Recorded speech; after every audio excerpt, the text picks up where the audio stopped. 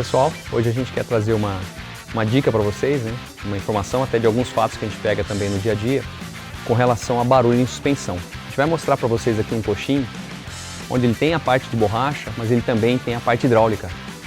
E muitas vezes a pessoa vai observar a parte de borracha, a estrutura, ele está perfeito.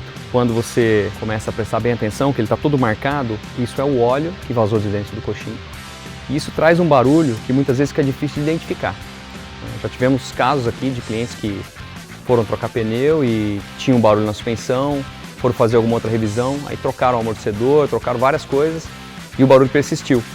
E aí a gente vai fazer um diagnóstico, vai fazer um levantamento e acaba chegando num coxim que visivelmente você vai ver a parte de borracha está impecável, porém tem que tomar muito cuidado e observar bem, porque muitos carros que estão tendo esse tipo de coxim hidráulico, ele vaza todo esse óleo e fica um barulho forte.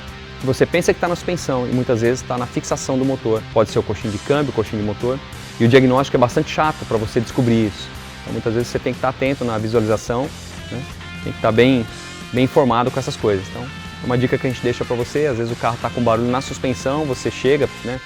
Já às vezes dizendo para o seu mecânico, eu acho que é amortecedor, alguma coisa ou outra, e acaba trocando e não resolve. Enquanto muitas vezes o problema está simplesmente no coxim, tá? Do motor e câmbio.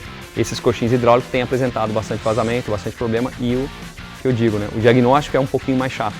Você não vai ver borracha soltando para fora, você não vai ver pedaços de borracha. Então, bem atento a isso aí. Fica a dica para vocês aí.